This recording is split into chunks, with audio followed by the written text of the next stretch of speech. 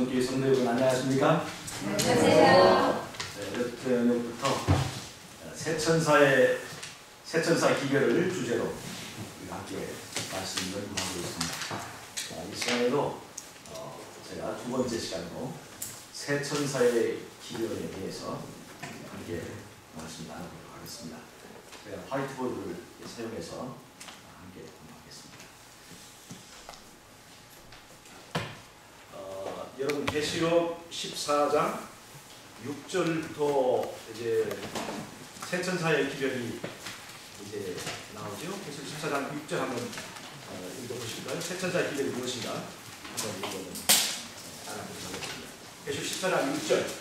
또 보니 다른 천사가 공중에 날아가는데 땅에 거하는 자들 곧 여러 나라와 족속과 방언과 백성에게 전할 영원한 복음을 가졌더라. 예, 영원한 복음을 가졌더라 그렇게 얘기했죠. 여러분 영원한 복음이 무엇입니까? 예, 이 영원한 복음이 사실 새천사의 기별의 핵심인데요. 여러분 마태복음 24장 14절에는 이 전국 복음이 모든 사람에게 증거되기 위하여 땅끝까지 전파되겠다고 말씀하셨죠.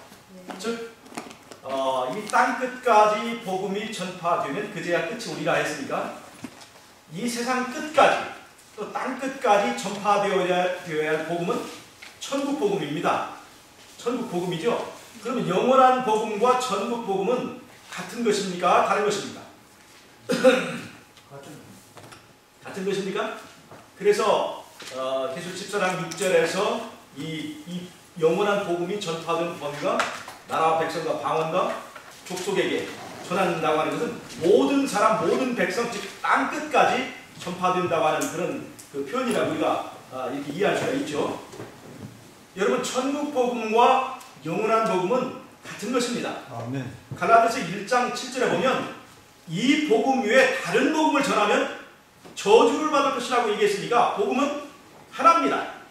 새천사의 기별의 핵심인 이 영원한 복음은요, 이 시대에 갑자기 나타난 아주 풀기 어려운 그런 복음이 아니라 에덴에서부터 시작돼요. 뿌리 있는 기별이라는 것을 여러분 이해를 좀 하셨으면 좋겠습니다. 이 천국 복음이 무엇인가? 마태복음 4장 23절에는 예수님께서 천국 복음을 전파하셨다고 했습니다. 마태복음 4장 17절에는 예수님께서 어떤 복음을 전하셨느냐? 회개하라, 천국이 가까웠느냐? 그렇게 하고 복음을 전했습니다.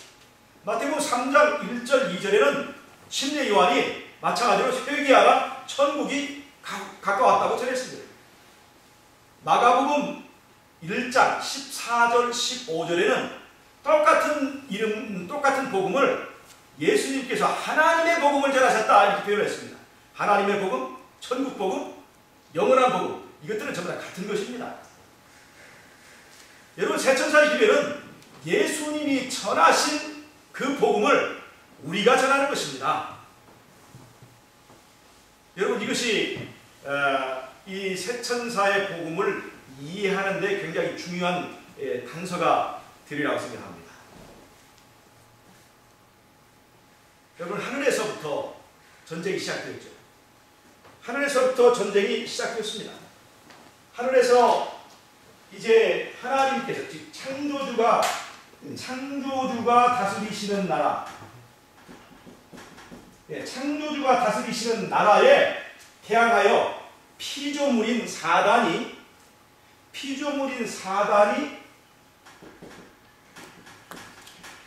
피조물이 지배하는 나라를 세우고자 했습니다. 맞습니까? 그래서 창조주가 다스리는 나라와 피조물이 다스리는 그 나라가 이제 대립하게 됐습니다. 그래서 사단이 창조주의 나라를 무너뜨리기 위해서 그 나라의 기반인들은 말씀을 공격하는 것입니다. 율법을. 그래서 이제 이 하늘에서부터 전쟁이 시작되었고 사단은 내쫓기고, 그리고 나서 하나님께서 혼돈하고 공허하고 흑암이 깊은 곳에 있는 그곳에 하나님께서 이 세상을 창조하셨습니다. 에덴 동산을 세우시고 에덴 동산을 세우시고 혼돈한 가운데 하나님의 나라를 그 가운데 하나님의 통치의 교과서로 세우셨습니다. 그곳에 이제 우리 인간을 관리인으로 두셨고, 근데 거기서 선악과 사건으로 인간이 하나님의 나라를, 창조주가 다스린 나라를 빼앗기고 말았습니다. 뱀에게 빼앗기고 말았죠. 그래서 이게 이 범죄 후에 하나님께서 에덴 동산에서 아담과 하와에게 주신 나라를 회복해 주겠다고 하는 약속이 바로 창세기 3장 15절의 원복음입니다. 나라를 잃어버린 백성에게, 나라를 잃어버리고 뱀에게 노예가 되어버린, 주의 노예가 된 그 백성들에게 하나님 나라를 회복하고 다시 이 나라를 찾아주겠다고 하는 그 약속의 말씀이 바로 창세기 3장 15절에 나오는 원복음입니다. 뭐라고 그랬습니까? 여자가 뱀을 불러놓고 여자가 어떻게 그 뱀으로부터 벗어나겠다고요? 자유롭게 되겠다고요? 여자의 힘으로 하는 것이 아닙니다. 여자의 후손을 약속했습니다. 여자의 후손. 그 여자의 후손이 나와서 뱀의 머리를 어떻게 하겠다고요? 상하게 해서 그 뱀을 무너뜨리고 하나님 나라를 세워주겠다고 약속하셨습니다. 이것이 원래 복음, 영원한 복음의 뿌리입니다. 그래서 요한복음 3장 16절에는 하나님이 세상을 이처럼 사랑하사 누구를 주셨나니? 독생자를 주셨나니? 그 독생자가 누굽니까? 창세기 3장 15절에 약속한 여자의 후손을 드디어 이 땅에 약속대로 주셨다고 하는 것입니다. 그래서 그 여자의 후손을 믿는 자마다 여자의 후손이 뱀의 머리를 상하게 하고 하나님의 나라를 회복시켜 주겠다고 하는 그 복음, 그 소식, 그 약속을 믿는 자마다 누구든지 영생을 얻게 해주겠다. 즉 하나님 나라의 백성이 되게 해주겠다고 하는 그것이 바로 이 요한복음 3장 16절의 복음입니다.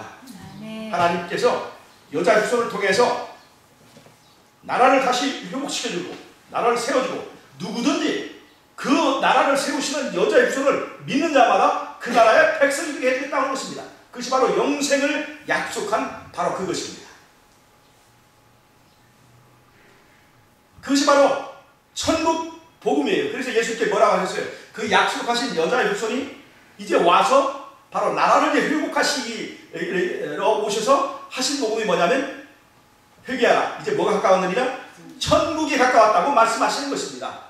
잃어버린 하나님 나라를 이제 회복하는 그 일을 하러 예수님께서 오셨고 그 하나님 나라를 선포하는 그 복음이 바로 회개하라. 천국이 가까웠느니라 하는 것입니다. 그런데 똑같은 그 천국을 선포하고 그 다음에 예수님의 사역을 통해서 이제 사단이 하늘로부터 내어 쫓기게 됩니다. 우리 이성우 장로님, 사단이, 용이 하늘에서 이 땅으로 완전히 내어 쫓기게 된 것은 어떤 사건을 통해서입니까? 예수님의 십자가입니까? 아니면 옛날 그 하늘 전쟁에서 쫓겨난 것입니까? 십자가 사건으로 뱀이 내어 쫓기게 된 것입니다. 용이. 즉 십자가 사건으로 이 뱀은 상처를 입게 되고 예수님은 그 십자가를 통해서 그 뱀의 이제 상처를 뱀의 머리를 짓밟는 그 사건을 이루시는 것입니다. 그러니까 여러분 잘 보세요. 세 천사의 기별이 첫째 천사의 기별이 뭡니까? 하늘과 땅과 바다 물들의 근원을 만드신 이를 경배하는 얘기죠. 즉 다른 말로 하면 창조주를 경배하는 것입니다. 창조주가 다스리는 나라를 선포하는 것입니다. 그리고 둘째 천사의 기별이 뭐예요? 바벨론이 무너졌다고 선포하는 거죠. 바벨론은 누구의 나라입니까? 창조주의 나라가 아니고 뱀의 나라입니다. 뱀의 나라요. 그 뱀이 세운 나라가 바로 바벨론입니다.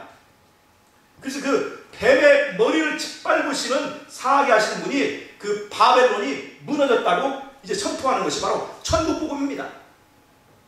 예수님이 이 땅에 오셔서 그 뱀의 머리를 상하게 하러 오신 것이고, 그래서 예수님이 천국복음을 선포하실 때는 그 안에 하나님의 나라를 선포한 것과 동시에 이제 뱀은 죽었다라고 이제 선포하고는 그 내용이 들어있는 것입니다. 이건 에덴 동산을 시작한 거예요. 에덴 동산에서 예수님께서 뭐라고 하셨습니까? 뱀의 머리를 상하게 하겠다고 했죠. 즉 거기에 이미 바벨론은 무너졌다는 선언이 들어있었던 것입니다. 그걸 예수님께서 실천하러 약속을 실행하러 오신 것이기 때문에 예수님이 전하신 이 천국 복음에는 첫째 천사의 기별, 둘째 천사의 기별이 다 들어있었습니다.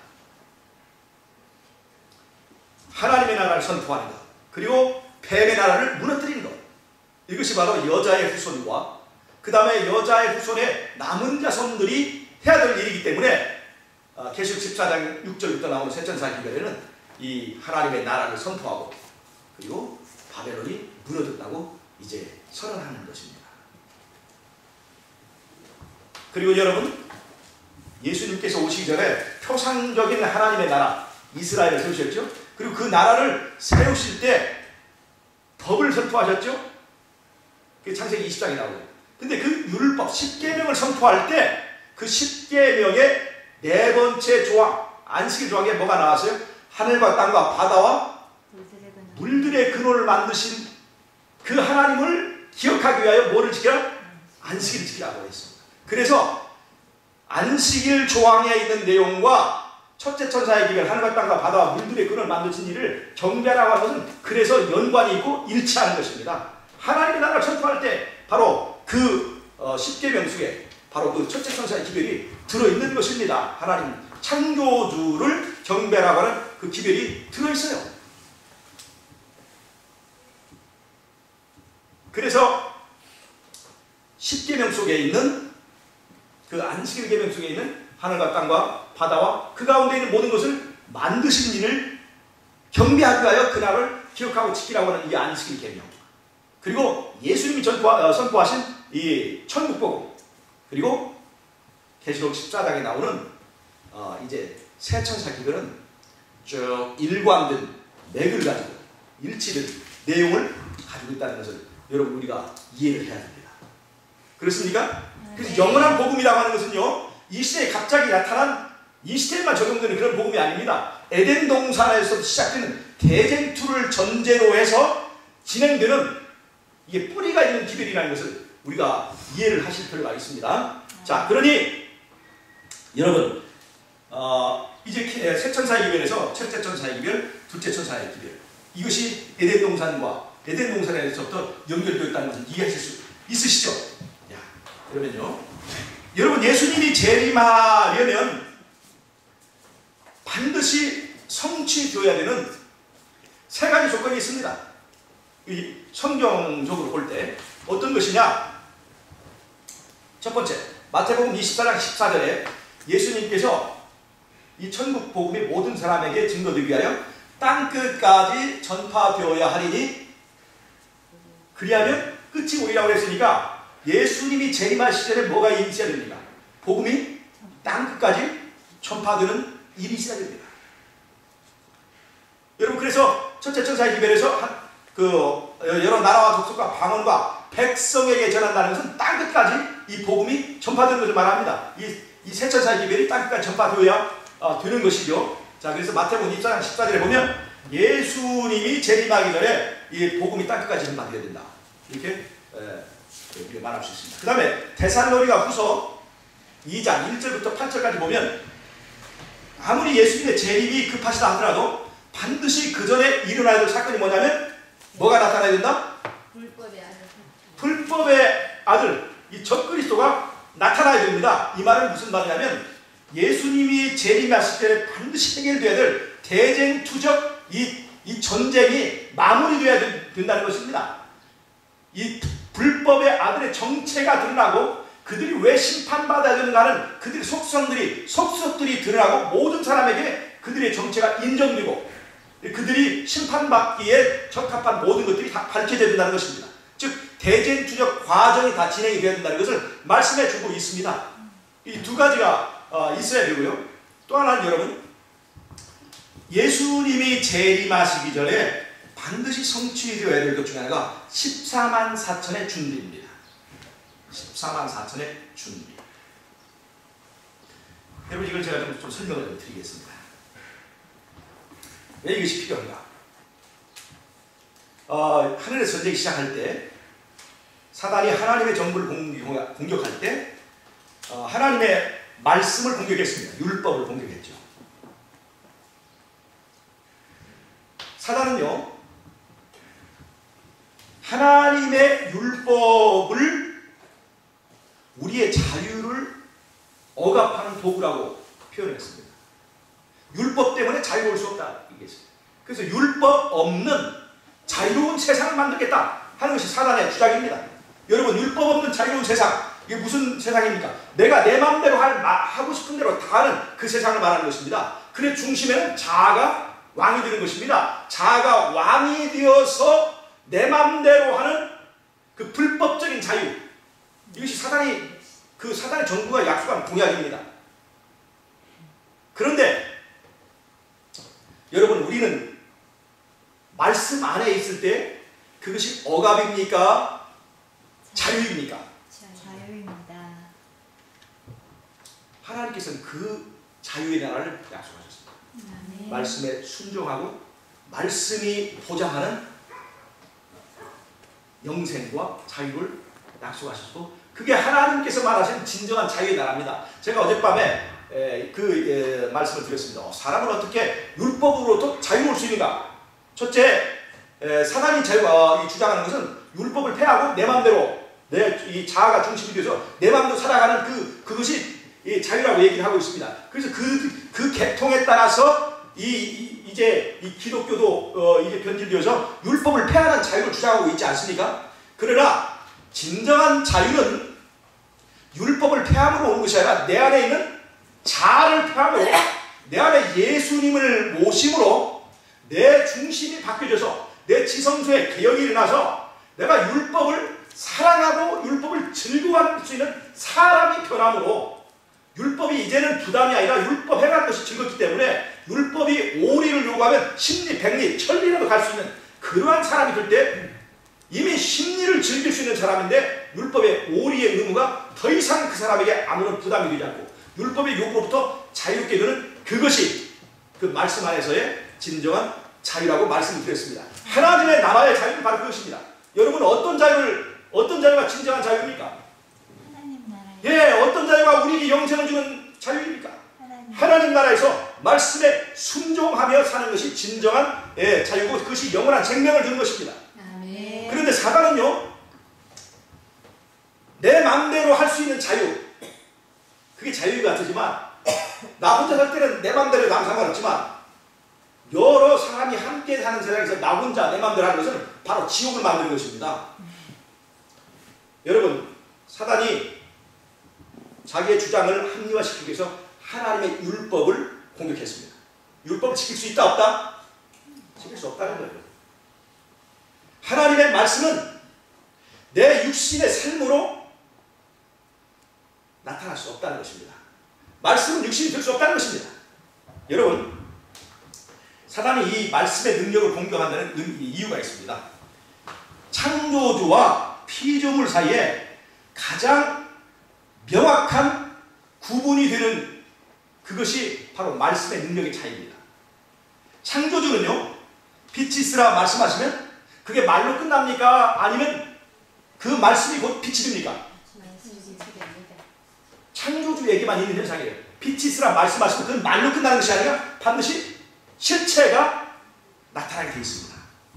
창조주가 말하는 믿음은요, 그 믿음은 지식으로 내 마음속에 꿈으로만 끝나는 것이 아니라 반드시 율법적인 행동으로 나타나게 되어 있습니다. 이것이 예수님이 생각하는 믿음과 이 일반 사람들이, 온갖 세상 사람들이 생각하는 믿음의 차이입니다. 세상에는 믿음은 많지만 그러나 예수님이 인정하는 믿음은 드물다 하는 것입니다.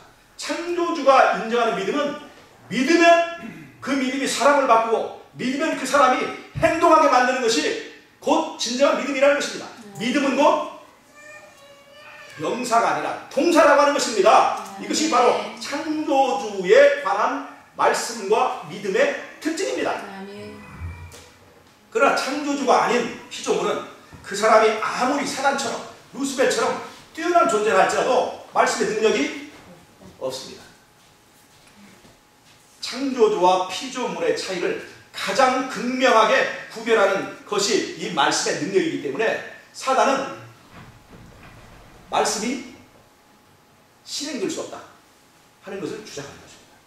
여러분, 빛이 있으라 말씀하실 때 빛이 있기 때문에 그분이 창조주입니다. 그런데 빛이 있으라 말씀하신 그 창조하실 때 하는 말씀과 나 위에 다른 신을 섬기지 말라, 안식일을 기억하여 거룩히 지키라 하는 이 명령은 똑같이 창조주의 입에서 나온 율법이고 말씀입니다. 그런데 창조하실 때의 말씀과 이 통치하실 때, 사람을 통치하실 때 이 말씀 율법은요 조금 차이가 있습니다. 창조하실 때는 빛에게 명령하셨죠. 빛은 일방적으로 말씀을 듣습니다. 빛이 들을까 말까 생각할 자유가 없습니다. 그러나 사람에게 말씀하실 때는요, 사람에게 안식일을 기억하여 거룩히 지키라고 할 때는 우리가 예수님을, 창조주를 내 마음속에 왕으로 인정할 때만 그 말씀이 내 삶에 육신으로 실행될 수 있게 되어 있습니다. 즉 내가 창조주를 내 자유의지를 사용해서 섬길 자로 선택할 때만 그 말씀이 실행되게 되어 있습니다. 이 조건적으로 되어 있어요. 그래서 이 창조주가 말씀하신 이 율법이 실행되지 못한다고 하는 것은 바로 그 말씀하신 분의 신성을 부정하는 것입니다. 창조주의 하나님 되신 그 말씀하신 분의 신성을 부정하는 것이 되어서 여러분 그것을 통해서 예수님의 신성을 부정하고 그 다음에 또 하나가 우리도 하나님과 같다 하는 사상을 거기다가 덧붙여서 두 가지 전략입니다. 하나는 예수님은 하나님이 아니다, 또 하나는 나도 하나님이다 하는 이 두 가지 전략을 가지고 사단은 바로 예수님의 자리, 왕의 자리에 앉으려고 하는 것입니다. 말씀의 능력을 부정하면서 말씀하신 분의 신성을 부정하고 그 다음에 영혼불멸 같은 사상, 영혼불멸이 뭡니까? 나도 하나님 같은 속성이 있다는 것이 바로 영혼불멸 사상이에요. 죽어도 죽지 않는 속성은 누구에게만 있습니까? 여호와에게만 있습니다. 죽어도 죽지 않는 속성은. 그런데 죽어도 죽지 않는 속성이 누구에게 있다? 나에게도 있다라고 하는 것이 바로 이 영혼불멸 사상이거든요. 이거는 나도 하나님이라고 하는 사상입니다. 그래서 이 두 가지 사상을 가지고요, 율법을 이제 폐하거나 율법을 변개하는 그 사상이 마지막 때는 일요일 신성설로 나오고, 그 다음에 나도 하나님이라는 사상은 영혼불멸설로 나와가지고 두 양대 사단의 이 두 개의 전략이 바로 일요일 신성설과 이제 영혼불멸설이라고 이 대쟁투 가운데는 분명히 나와 있습니다. 자, 말씀이 육신이 될 수 있는가 없는가, 이것이 하늘에서부터 시작된 율법 전쟁의 이슈라고 하는 것입니다. 그리고 그것을 예수님께서 사람이 되어서 정말 사람이 하나님의 말씀을 순종할 수 있는가 없는가를 입증해 보이신 것이 바로 예수님의 삶입니다. 여러분, 예수님의 흠없는 삶은 말씀이 육신이 되고 사람이 율법을 순종할 수 있다는 것을 입증해 보이셨습니다. 자, 예수님은 흠없는 삶을 사셨습니까? 말씀 육신 되셨습니까? 율법을 순종할 수 있다는 것을 보여주셨나요? 네. 그럼 예수님이 보여주신 그 말씀이 육신이 되신 그 삶은 예수님만 그렇게 살 수 있다는 것입니까? 나도 그렇게 살 수 있다는 것입니까? 예수님이 인간이 되어서 말씀이 육신이 된 그 삶을 보여주실 때, 야, 나만 이렇게 살 수 있어 하는 것을 입증하러 오신 것입니까? 너희들도 이렇게 살 수 있어 하는 것을 보여주러 오신 것입니까? 너희들도 이렇게 살 수 너희들도 이렇게 살 수 있어를 입증하러 오신 거예요. 아멘. 그 예수님께서 그런 삶을 사셨고 흠없는 삶을 사시고 이제 순종으로서 완벽한 승리를 하셨기 때문에 사단은 하늘에서 내가 쫓기게 된 것입니다. 날개를 잃고 이 땅으로 떨어져서 흙을 먹게 된 것이에요. 에덴 동산에서 뱀에게 약속 선포했던 그 실제로 실행되는 것이 바로 예수님의 십자가를 통해서 이루어졌습니다. 그런데요, 여러분,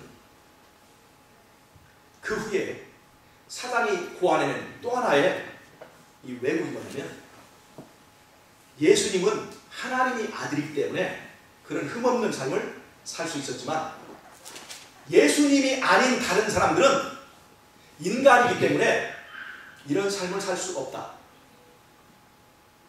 고 사단은 그런 주장을 하게 됐습니다. 여러분 어떻습니까? 우리는 인간이기 때문에 예수님 같은 삶을 살 수 있습니까? 없습니까? 이렇게 물어보면 좀 이게 좀 대단히 곤란한 질문이 되죠? 여러분, 우리는 예수님이 아니기 때문에 예수님과 같은 삶을 살 수 없는 것이 당연합니까? 여러분, 그런 것들에 대한 답이 바로 14만 4천입니다. 예수님이 아닌 사람들 중에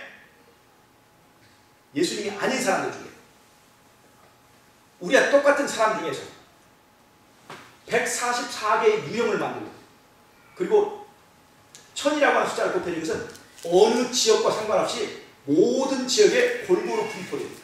태피성을 가진 이 14만 4천이라고 하는 이 사람이 바로 예수님과 똑같은 흠없는 삶을 사는 그 품성적 증거를 마지막 때에 제시함으로 사단의 주장이 전혀 근거 없다는 것을 입증하시고, 그리고 대쟁투는 마무리되게 되어 있습니다.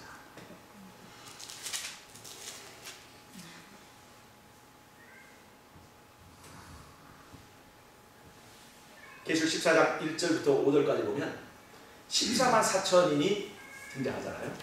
근데 그 14만 4천의 특징이 무엇입니까? 그 입에 거짓말이 없고 흠이 없는 자다 그랬어요.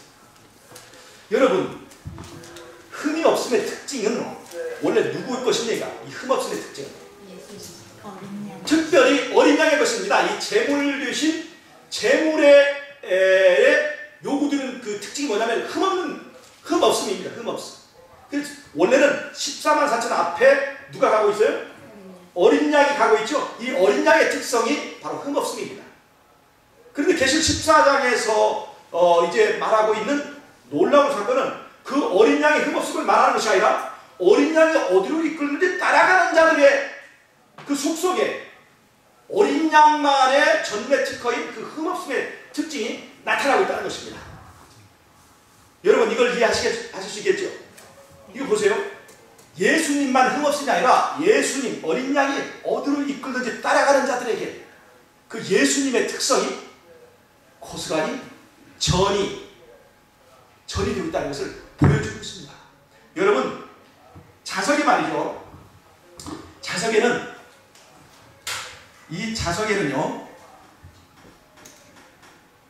자석이 있습니다. 끌어당기는 힘이 있습니다. 여기 이 모세는 다른 쇠붙이를 끌어당기는 자석이 없습니다. 그러나 이 못이 이 자석에 붙는 순간 이 못에게도 어떤 성질이 흐릅니까? 자석이 흐른다는 것입니다. 이것이 바로 예수님과 우리와의 관계에 이런 법칙이 성립한다는 것입니다. 예수님 안에 있는 이 흠없음의 특징이 내 삶을 통해서 나타날 수 있다. 이것이 바로 14만 4천이 우리에게 보여주는 강력한 증거이고, 이 14만 4천의 등장으로 대쟁투는 마무리되는 것입니다. 여러분, 다니엘서 3장에 보면 느부갓네살 왕이 두라 평지에 금신상을 세웁니다. 마지막 때에 짐승의 우상을 세우고 이제 짐승의 표를 강요하는 그 사건과 표상적으로 일치합니다. 그리고 모든 사람에게 그 우상 앞에 경배하라고 그러죠. 그리고 경배하지 않으면 어떻게 되겠다? 풀무불 속에 집어넣겠다. 이렇게 엄포를 놨을 때 그 중에 그 우상 앞에 절하지 않는 사람이 그 수많은 사람 중에, 그리고 수많은 유대인들도 거기 참석했을 텐데 그 중에서 우상 앞에 절하지 않은 사람이 딱 3사람이 있다는 것입니다. 이 3사람은 마지막 때 새천사의 기별을 전하는 누구와 의미적으로 통하는 사람들입니다. 그들이 우상 앞에 절하지 않습니다. 느부갓네살은 금신상 사건을 통해서 바벨론 신이 이 세상에서 온 우주에서 가장 위대하다는 것을 선포하는, 바벨론을 이제 세우는 그 목적으로 해서 그 금신상 사건을 계획한 것이었습니다. 바벨론 신이 모든 신보다 뛰어나다, 높다. 그런데 그 신에게 신의 그 권위를 인정하지 않은 세 사람이 나타났단 말이죠. 이 세 사람이 푸른 풀 속에 던져졌습니다. 근데 그들의 옷이 탔나요, 안 탔나요? 안 떴어요. 하나도 그을리지 않았다는 것이에요. 그들의 옷이 하나도 상하지 않았다는 것은 14만 4천의 특징 중에 입에 거짓이 없고 흠없는 품성과 의미적으로 통합니다.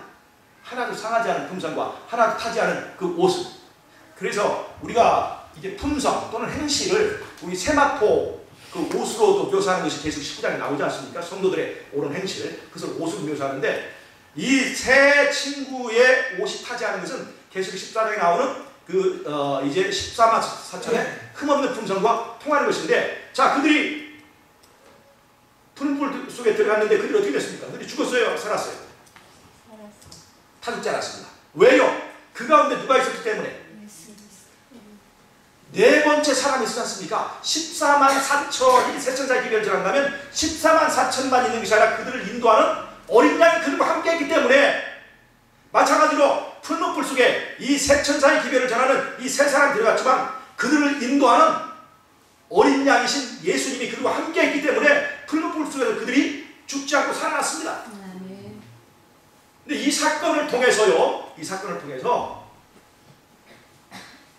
느부갓네살은 그날의 목적을 달성할 수 없게 됐습니다.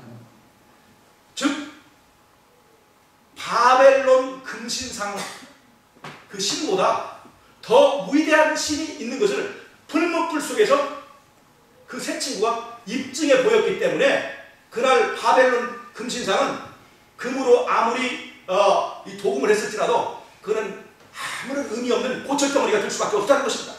그날로 의미적인 바벨론은 무너져 버렸습니다. 바벨론이 무너져 버린 거예요. 그 세 사람의 그 등장으로 그 세 사람의 역할이 바로 그런 것입니다. 바벨론을 무너뜨려 버리는 것입니다. 누가 어느 신이 더 진짜 위대한 신인가를 그들의 삶을 통해서 입증해 보여줬다는 것입니다. 그리고 여러분 잘 보세요. 이때에 그 두라 평지에 바벨론 제국 안에 있는 모든 나라의 대표자들이 거기에 집결해 있었습니다.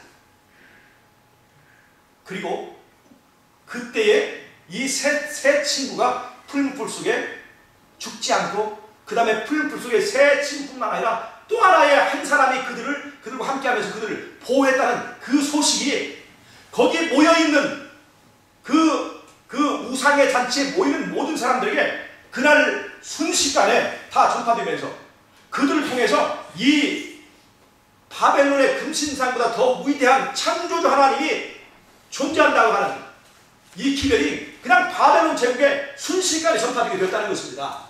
땅끝까지 복음이 전파되게 되었다는 것입니다. 여러분 그럼 보세요. 자,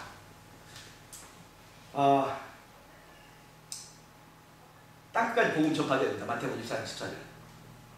그 다음에 적그리스도가 드러나야 된다. 그 다음에 제가 세 가지 조건 얘기했죠. 14만 4천. 근데 가장 중요한 것이 뭡니까? 14만 4천의 등장입니다. 14만 4천이 등장하고 그 다음에 짐승이 우상을 세우고 마지막에 이 바벨론 제국처럼 통일된 제국을 만들어서 세상이 모든 길은 로마로 통하듯이 모든 길은 바벨론으로 통하는 그런 어떤 지배체제가 형성이 됐을 때 우리는 그것을 두려워하고 있지만, 그때에 등장하는 이 세 천사의 기별을 전하는 그 무리들 때문에 하나님이 창조주가 살아계시다는 것이 입증이 되고, 그 신이 바벨론 신보다 훨씬 더 뛰어나고 그 권위 있는 신이라는 것이 입증되면서 순식간에 복음은 땅끝까지 전파되고, 그러면서 예수님은 이제 재림할 수 있는 모든 조건이 다 갖춰지게 되고, 그 예수님 정말로 우리에게 오실 수 있게 된다는 것입니다. 여러분, 그러니까 뭐가 중요합니까? 이 14만 4천인이 준비되는 것이 필요합니다. 여러분 정말로 예수님을 만나기를 원하시면 여러분 그 14만 4천이 준비될 수 있도록, 내가 그 대회에 참여할 수 있도록 여러분 노력해야 되는 것입니다. 14만 4천은요 이론으로 기별을 알고 있는 사람이 아니라 그 이론대로 삶의 실천하에서 변화를 체험한 사람입니다. 이 사람들은 정말 그 마음의 지성소에 개혁을 가져와서 가장 깊숙한 곳에 그 존재의 이 천탑 꼭대기에서 하나님 대신에 이 자아가 왕노릇하고 있는 이 구조에서 이 자아가 십자가에 못 박혀버리고 예수님이 내 안에서 왕이 되면서 내 안에 천국이 이루어지는 그래서 천국을 체험하고 그 다음에 그 천국 체험을 한 사람이 겉으로 나타나는 품성이 바로 흠없는 품성을 갖게 되는 것입니다.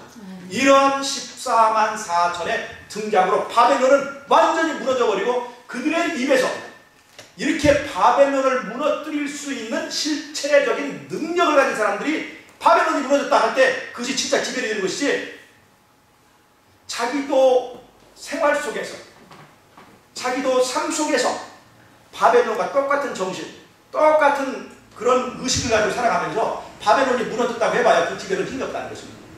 그래서 이 힘있는 기별을 외치는 사람들이 전할 때 이 기별이 정말 땅끝까지 신속하게 전파될 것이기 때문에 여러분, 우리가 지금 여러 소식을 듣지 않습니까? 이 적그리스도가 막 등장하고 어떻게 준비하고 있는지 그런 얘기들을 많이 듣지 않습니까? 베리치 얘기, 또 프리메이슨 얘기, 그 다음에 예수유의 활동 얘기, 거의 다 기어가는 것을 우리가 지금 이게 보이지 않습니까? 그런데 여러분, 아무리 적그리스도가 등장해도 또 하나의 조건이 뭐예요? 내가 준비되지 않으면, 14만 4천이 준비되지 않으면 예수님 오실 수 없다는 것을 여러분 아셔야 됩니다. 즉 예수님의 재림의 주도권은 적그리스도 잡고 있는 것이 아닙니다. 우리가 잡고 있는 거예요. 자, 적그리스도는 다 준비됐습니다. 사단은 정말 부지런히 게으르지 않고 열심히 해서 적그리스도는 정말로 일할 준비가 다 되어 있습니다. 근데 뭐가 준비가 안 됐어요? 내가 준비가 되지 않았습니다. 적그리스도는 준비됐는데 내가 준비되지 않았을 때 그 간격을 채워주는 것이 뭐냐면, 계시록 7장에서 말한 대로 땅의 사방에 바람을 천사들이 붙들고 있는 것이에요. 우리가 준비될 때까지 천사가 그 바람을 붙들고 있는 것입니다. 적그리스도가 아무리 준비되어도 천사가 바람을 붙들고 있는 그 기간이 있기 때문에 우리가 함부로 재림의 날과 시를 이게 함부로 얘기하는 것은 굉장히 위험합니다. 누가 준비돼야 돼요? 내가 준비돼야 돼요. 여러분, 아무리 재림 징조가 시대적인 징조가 중요해도 내 삶 속에서 일어나는 재림 징조가 제일 중요하다는 것입니다. 내 삶에서는 아무런 변화도 없는데 베리치만 안 받으면 될 것 같이 생각하는 건 여러분 착각이라 이 말입니다. 하나님의 사람이 되지 못한 사람은요, 내가 아무리 경계해도 결국은 짐승을 다 받게 되어 있습니다. 안 받으려 해도 받게 되어 있습니다. 뭐가 중요해요?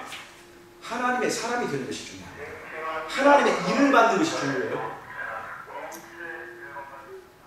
자, 이제 첫째 천사의 기별과 둘째 천사의 기별을 제가 다 설명했습니다. 그것은 에덴 동산에서부터 있었던 그 여자의 후손의 복음과 일치하는 것을 아실 수가 있죠. 뱀의 머리는 이미 에덴 동산에서부터 상하게 하겠다고 약속을 했고, 그것이 이제 예수님을 통해서 또 14만 4천의 역할을 통해서 그렇게 완결이 되게 되어 있습니다.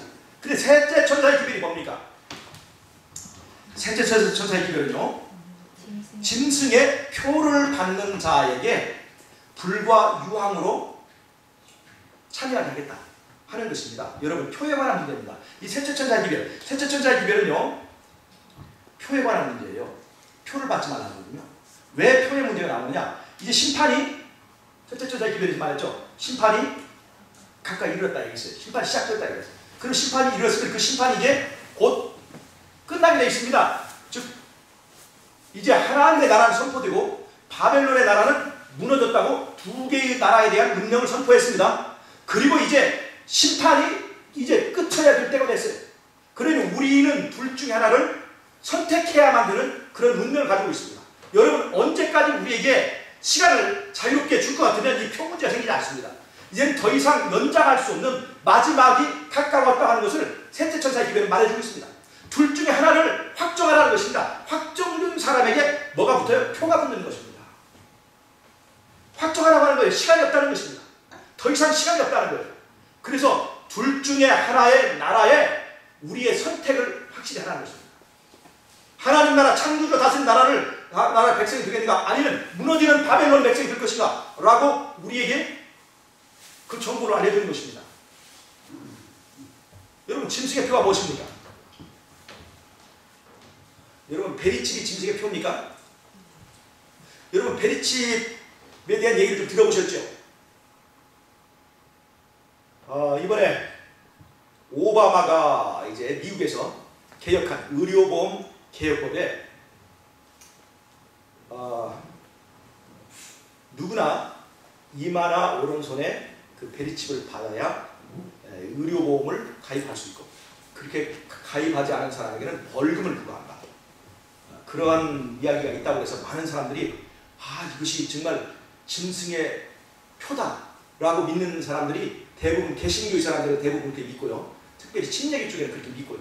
우리 교인들 중에도 그렇게 믿는 사람들이 상당수가 있습니다.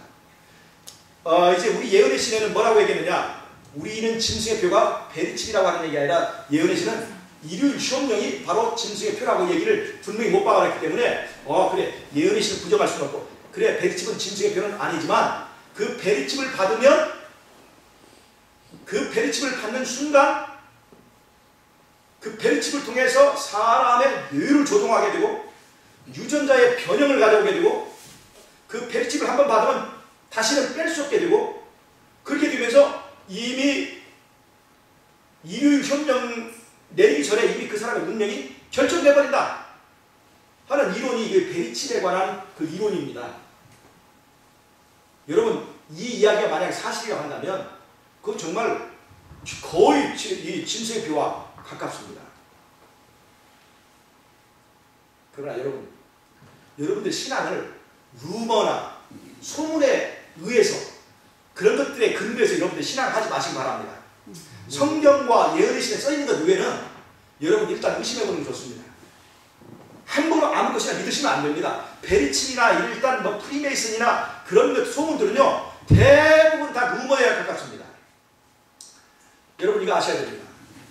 이번 오바마 의료보험 개혁법에는요, 베리칩 조항이 없습니다.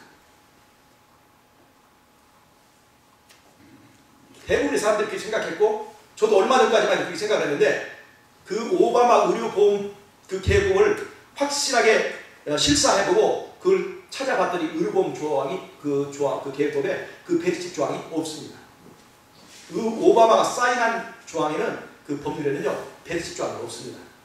그리고 이건 이미 인터넷상에 더 깊은 것들을 찾아보면요, 이미 그런 것들을 분석해서 그 오바마 의료보험 개혁법에 베리칩 조항이 없다는 것을 분석해낸 내용이 많이 나왔습니다.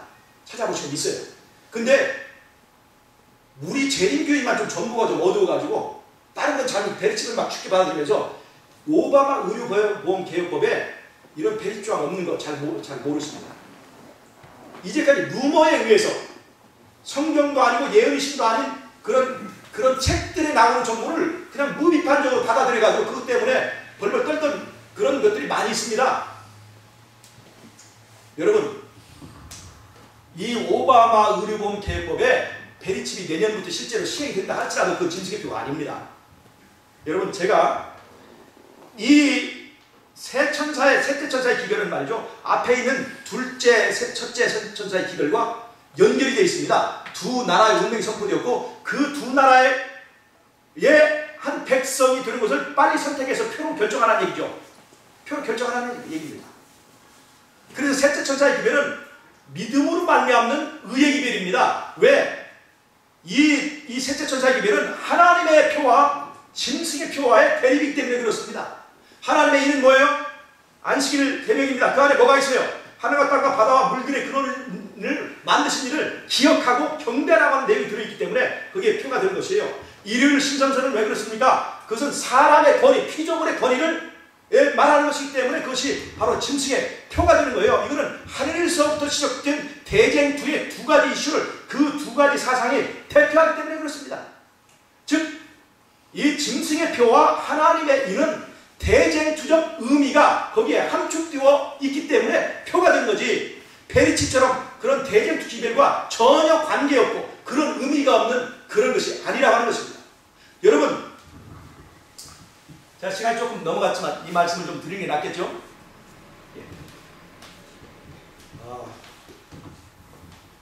제가 오후 시간에요, 이 나머지 분량은 제가 좀 더 말씀 좀 드리도록 하겠습니다. 근데 조금 이제 이 마무리 이제 시작했으니까 마무리 좀 할게요.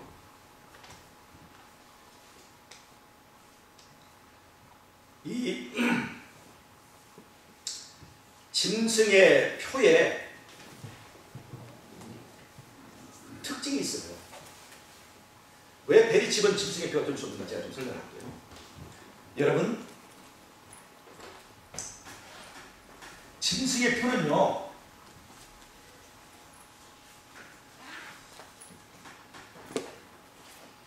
자, 예수님께서 너희는 먼저 그의 나라와 그의 의를 구하라고 하셨죠.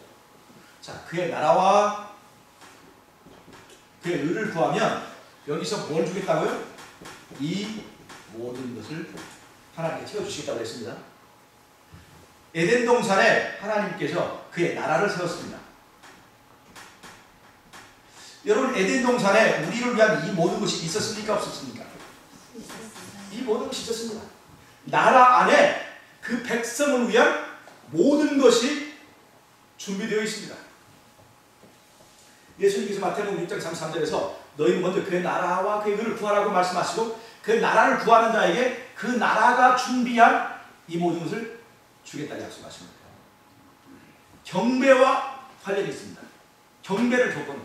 그 다음에 이 예수님께서 마태복음 6장 33절의 이야기를 하시기 며칠 전에 예수님이 어떤 시험을 당했냐면 사단에게 세 번째 시험을 당할 때 그의 세상 나라의 영광을 보여주면서 세상 나라, 사단의 나라를 보여주면서 엎드려 절하면 이 나라의 모든 것을 주겠다는 것입니다. 즉 다른 말로 하면 그 나라의 이 모든 것을 약속했었습니다. 예수님에게 약속했었습니다. 근데 예수님께서 절하지 않으셨죠. 경배와 관련되어 있습니다. 그런데 마지막 때요, 짐승의 우상을 세운 것은 이 바벨론이라고 하는 이 사단이 지배하는 이 나라가 형성이 됩니다. 뭐 이런 한국과 미국의 경계가 없어진다는 게 아니라 그런 나라들이 있을지라도 사단이 확실하게 이 지배하는 이 바벨론 제국 형성돼요. 마지막에 옛날에 로마제국, 모든 길은 로마로 통한다는 그 로마제국이 있었던 것처럼 마지막 때 바벨론 제국이 그렇게 이제 등장하게 되는데 그 바벨론 제국이 나라를 이제 세우게 되고 그 나라의 백성들에게 보장하는 것이 뭐냐면 이 모든 것입니다. 이 모든 게 뭐냐? 그게 바로 매매권이에요. 매매권. 그 나라가 약속하는 것이 먹고 살 수 있는 떡을 약속하는 거예요. 이 모든 것. 뭐를 조건으로? 경배를 조건으로.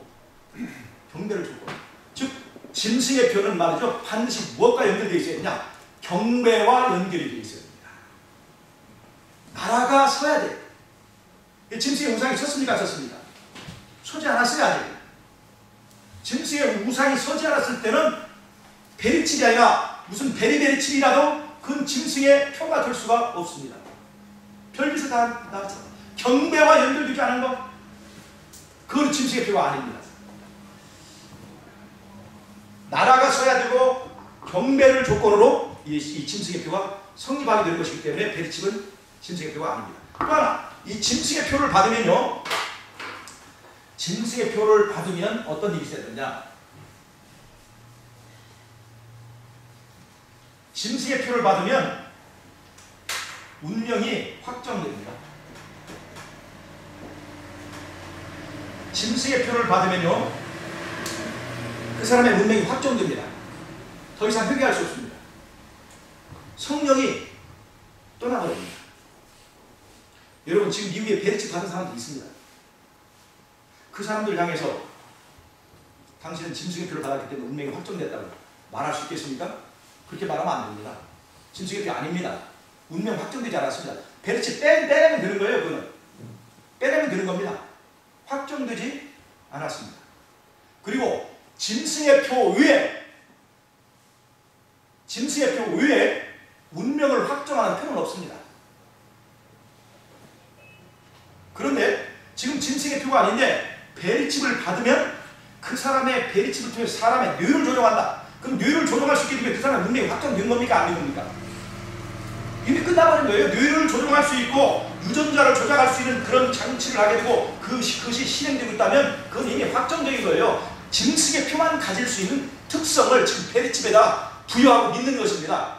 그러나 여러분 성경을 믿고 예언의식을 믿는 여러분들은 그걸 믿으시면 안 됩니다. 절대로 그런 일이 일어나지 않습니다. 짐승의 표가 오기 전에. 그 다음에 여러분 짐승의 표를 받았을 때 사단은 우리를 베리치과 같은 어떤 기계를 통해서 칩을 통해서 우리를 조종할까? 여러분 그렇게 생각하십니까? 사단이 우리를 조종하는 방법은요 귀신의 영을 통해서 우리를 지배합니다. 귀신을 통해서 계시록 16장 12절부터 16절까지 나오는 그 귀신의 영의 문제, 아마겟돈 전쟁에서 사람들을 완전히 지배하는 것은 귀신의 영을 통해서죠. 여러분 지금 사단이 우리를 귀신의 영으로 완전히 지배하지 못하는 이유는 어디 있을까요? 사단이 귀신의 영으로 우리를 완전히 장악하지 못하는 이유는 어떻게 있습니까? 내 힘이 강해서입니까? 성령이 아직도 나를 간섭하고 있기 때문에 그렇습니다. 성령이 나를 지켜주고 있기 때문에 사단이 귀신의 영으로 나를 지배하는 그 일을 하지 못하는 것입니다. 그런데 만약에 베리치를 받아서 성령이 완전히 떠나버리게 되면 그 다음부터 누가 지배할 수 있을까요? 귀신의 영이 우리를 아무렇게나 요리하고 조리하고 얼마든지 지배하고 조종할 수 있게 되어 있습니다. 굳이 뭐가 필요 없어요? 베리치기라는 지배가 필요 없는 것입니다. 여러분 성경이 말하고 있는 사단이 우리를 지배하는 방식은 귀신의 영을 통해서 하는 거지 기계를 통해서 조작하는 것이 아닙니다. 그거 아셔야 돼요. 그리고요 이 베리칩이 그런 기능을 하려면 뭐가 통과되냐면 법이 통과돼요. 법을 통해서 사람의 뇌파라든가 또는 유전자라든가 이런 것들을 조작하고 이렇게 통제할 수 있는 어떤 시스템이 법적으로 인정이 돼야 돼요. 근데 여러분 지금 이 세상 끝까지 그러한 법이 통과되기는 어렵습니다. 사단은요 법이 통과되기 쉬운 것으로 들어와요. 쉬운 것으로. 이건 굉장히 법적으로 어려운 것입니다. 여러분 성경으로 돌아가서요 짐승의 표에 나타나는 효과는요 매매할 수 있는 권리를 주는 것뿐입니다. 성경은 그밖에 없어요. 예언이시는 그 외에 다른 건 말한 적이 없습니다. 짐승의 표를 가지고 나타나는 효과는요 매매를 금지하느냐 매매를 허용하느냐 그것밖에 없는 것이에요. 만약에 베리칩을 예를 들어 일요일훈련과 연결해서 사용한다 할지라도 그걸 가지고 신분증이나 이런 걸 통해서 매매를 금지하는 어떤 방법으로 쓰일 수 있는 그 정도이지 그 이상의 것을 여기다 부여하지 않습니다. 만약에 그런 것들이 그런 조항들이 그런 법률에 들어가면요 전 세계 사람들의 그 반대를 다 무마시킬 수가 없습니다. 사단은요 우리가 하나님과의 관계를 끊기만을 바라는 거지 하나님과의 관계를 끊기도 전에 그 사람들로부터 격렬한 반대를 받을 짓을 하지 않습니다. 얼마나 사단이 영리하고 얼마나 영악한데 그런 일을 하지 않습니다. 여러분 이렇게 시대가 혼란하고 어려울 때에 우리는 반드시 성경과 예언의 식으로 돌아가야 된다는 것입니다. 성경과 예언의 식 외에는 여러분 믿지 마세요. 절대 위험합니다. 절대 위험합니다. 여러분 예언의 신에 베리칩이 짐승의 표라는 구절이 하나라도 있는 줄 아세요? 한 구절도 없습니다. 한 구절도 없어요. 여러분 그걸 아셔야 돼요. 이 베리칩이 짐승의 표라고 가르치는 어떤 분들이 베리칩을 통해서 매매권을 행사한다는 어떤 분들이 제시하는 예언의 신 구절들은 숫자는 맞지만 실제로 찾아보면 진짜로 그렇게 적용되는 건 아니라는 것을 알 수가 있어요. 예를 들면 화이트인이 어느 예언의 신에 화폐 개혁이 있을 것이다. 그것이 이 구절이 바로 베리칩에 관한 것을 예상하고 한 말이다. 하고 그게 예언의 신을 일부만 뚝 떼서 이렇게 제시하거든요. 그러나 사실 그 예언의 신의 전체를 다 읽어보면 이건 베리칩과는 전혀 상관없는 내용을 알 수가 있습니다. 그게 뭐냐? 그런 그 기별을 주실 때 1896년에 그 기별을 주셨는데 1896년에 어떤 일이 있었냐면 1897년에 미국에 대선이 있었습니다. 대통령 선거가 있었습니다. 대통령 선거가 있기 전에 민주당의 바이든 후보하고 공화당의 맥킨 후보가 나오는데 은본위제를 사용해야 되느냐 금본위제를 사용해야 되느냐 하는 그 화폐 제도에 대해서 화폐 계획에 대해서 아주 두 당이 이 정책 대결을 벌였습니다. 민주당은 이 자본주의 체제를 공화당은 자본주의 체제를 지키기 위해서 금본위제를 실시해야 된다 이렇게 얘기를 했고 그 다음에 이 민주당은 노동자들과 이 서민층을 보호하기 위해서는 은보르주를 채택해야 된다 하는 두 개의 화폐 제도에 대해서 격렬한 논쟁이 있었습니다. 그리고 심지어 우리 교회 목사님들조차도 탄상해서 어떤 이 화폐 제도가 좋다, 어떤 정책이 우리에게 필요하다는 것을 이 설교단에서 자꾸 그것을 외치니까 화익부인이 우리 목사님들은 그러한 세속적인 일에 개입하지 말라라고 하는 권면을 주는 내용이 바로 그것이었습니다. 거기서 말하고는 화폐 제도는 폐지를 계획하는 것이 아니라 지적하는 것이 아니라 그 당시의 시대적인 화폐 개혁에 관한 그 당시의 상황을 지적하는 것인데 그거를 전후 문맥 다 뚝떼버리고 마지막 때 페리치비에다 적용하는 그런 것이 예언의 신비라고 생각하십니까? 그게 예언의 신을 제대로 읽는 것입니까? 그거 아닙니다. 여러분 마귀의 과학, 이 마지막 날 사건에 보면 마귀의 과학이 있다고. 마귀의 과학. 페리치비 바로 마귀의 과학이라고 조교하는 사람들이 단골로 쓰는 그것이 바로 마귀의 과학입니다. 여러분 그 마귀의 과학이라고 말한 그 예언의 신의 내용은 페리치비를 말한 것이 아니라 그 당시에 막 등장하기 시작한 최면술, 강신술에 관한 얘기를 하고 있는 것입니다.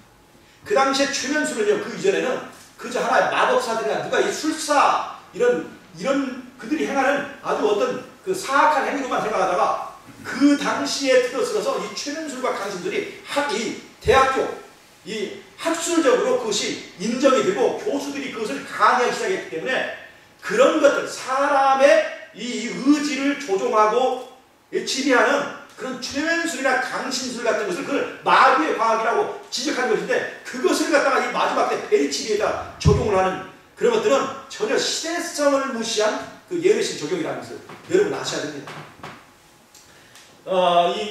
이 화이트의 말씀 가운데는 짐승의 표에 대해서 얘기할 때 아직 우리에게 어느 것이 짐승의 표, 어떻게 짐승의 표를 받지 않을 것인지에 대해서 아직 완전히 이해되지 않았다. 두루마리가 펼쳐질 때까지는 완전히 이해되지 않을 것이다. 그런 말씀도 있습니다. 두루마리가 펼쳐질 때까지는 완전히 이해되지 않을 것이다. 그 말은 그러니까 이 페리치비 긴지 아니 더 연구해 봐야 된다. 이런 것으로 그 구조를 적용하시는 분들이 있습니다. 짐승의 표를 어떻게 해야 받지 않을 것인지에 대해서 우리는 아직 완전히 이해되지 않았다. 두루마리가 펼쳐질 때까지는 우리는 그것을 완전히 이해할 수 없다. 이렇게 말한 구절이 있습니다. 여러분 이 구절을 그냥 그것만 떼놓고 보면 이 짐승의 표가 일요일 법령이 맞긴 하지만 또다시 다른 얘기, 더 깊은 얘기는 감춰두었구나 이렇게 생각하실 수가 있습니다. 그런데요 그 예언의 시대 다른 것을 보면요 그 말씀이 우리에게 적용하는 것이 아닌 것을 알 수 있습니다. 즉 무슨 말이냐? 여기서 두루마리는 성경책을 말합니다. 즉 성경책이 완전히 펼쳐질 때까지는 이해되지 못할 것이라고 하는 그 사람들은 바로 우리가 새천사의 기별을 전할 때 이해하지 못하는 다른 사람들을 말하는 것입니다. 그래서 다른 곳에는 뭐라고 얘기냐면 우리는 두루마리기를 펴서 그들에게 설명해 줄 의무가 있다 얘기했어요. 무슨 말씀 아시겠어요? 즉 누구는 이해하고 있는 거예요? 우리에게는 이미 이해가 끝난 것입니다. 이미는 우리는 알고 있어요. 그러나 우리가 이런 기별을 전할 때 사람들이 믿어야 믿어요. 일요일 협령 짐승의 표라는 것을 알지 못하는 사람들에게 우리는 어떻게 되느냐? 성경 두루마리를 펴서 그들에게 이러한 것이 이런 짐승의 표의 성질에 대해서 잘 입증해야 된다라고 하는 것을 바로 여러 구절에서 얘기하고 있는 것을 종합해보면 짐승의 표가 무엇인지 아직 우리는 모호하다 이렇게 이해를 하면 안 되는 것이에요. 여러분 그래서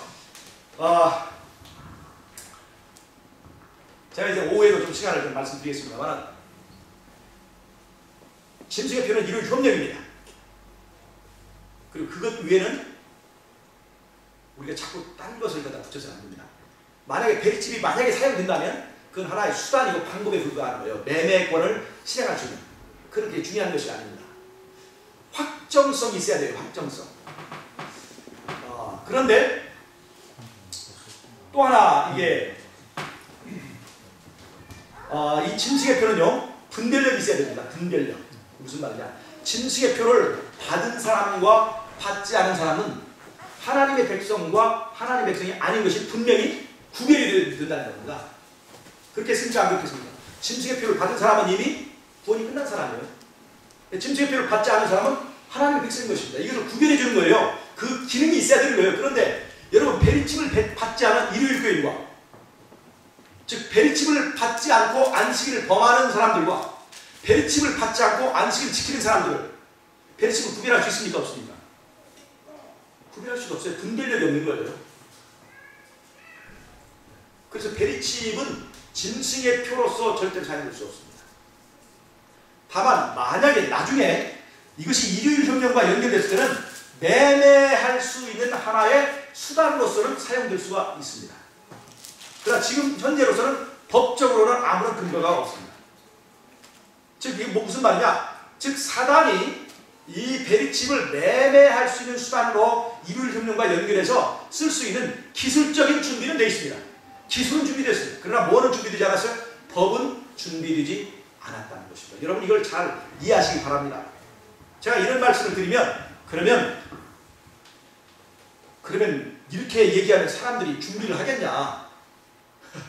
베리칩도 있고 이것이 짐승의 표다 하고 사람들을 자꾸 이렇게 겁도 주고 이렇게 경고를 해야 사람들이 준비를 하지, 이렇게 베리칩이 짐승의 표가 아니라고 하면 준비를 하겠냐? 이렇게 말씀하시는데 제가 그런 얘기 그렇게 하라고 말씀드린 거 아닌 거 아시죠? 여러분 우리는 성경과 예언의 신에 입각해서 흥분하지 말고 진정한 이성으로, 누가 무슨 말 한다고 해서 솔깃하고 이렇게 휘두르지 말고 차분하게 우리의 준비를 해나가야 된다는 것입니다. 뭐가 제일 중요해요? 사람이 변하는 게 제일 중요합니다. 뭐를 받느냐 안 받느냐, 뭐를 받느냐 안 받느냐, 그것에 너무나 신경 쓰지 말라는 것입니다. 사람이 표를 만드는 거지 표가 사람을 만드는 것이 아니라는 걸 아셔야 돼요. 그래서 먼저 사람이 변화되기 위하여 우리가 울고 매어달리고 기도해야 된다는 것입니다. 여러분 표를 안 받고 이렇게 할 수는 있지만요, 그러는 동안 사람은 굶어 있습니다. 이게 문제입니다. 예언의 신은 많이 알고 지식이 있는데 사람이 변하지 않는 게 이게 문제예요. 이것을 위해서 우리가 목숨 걸고 그것을 위해서 시골 생활을 하는 것입니다. 그것을 누구를 만나야 될까요? 예수님을 만나고 그 시골 생활을 통해서 내 마음속에 지성에 개혁이 일어나야 사람이 변하는 것입니다. 사람이 변하고 예수님이 내 안에 왕으로 계셔야만 환난도 극복할 수 있고 율법도 우리가 요구를 채울 수가 있기 때문에 제일 중요한 것은 뭐냐? 사람이 변하는 것입니다. 사람. 이 일을 위해서 우리가 준비하는 것이 마지막 때 이 세천사의 기별의 핵심이라는 걸 여러분 아시기 바랍니다. 사람이 변하면 표는 당연히 따라오게 되어 있습니다. 여러분 오늘 제가 드리는 이 말씀에 세천사의 기별의 그 원리를 좀 이해하셨죠? 이거는 이 시대의 동떨어진 기별이 아니라 예전부터 있었던 뿌리 있는 기별이고, 그것이 예수님을 거쳐서 우리 시대까지 이렇게 이어져 온 정말로 맥이 있는 그 기별이라는 것을 아시고, 여러분 이 대쟁투선상에서 우리는 예수님의 나라의 백성이 될 것이냐 아니면 바벨론 백성이 될 것이냐를 꼭 선택하시고, 오늘 내가 하나님의 백성이 되기로 결정하고 선택하신 저희 여러분이 되시길 바라면서 말씀을 마치도록 하겠습니다.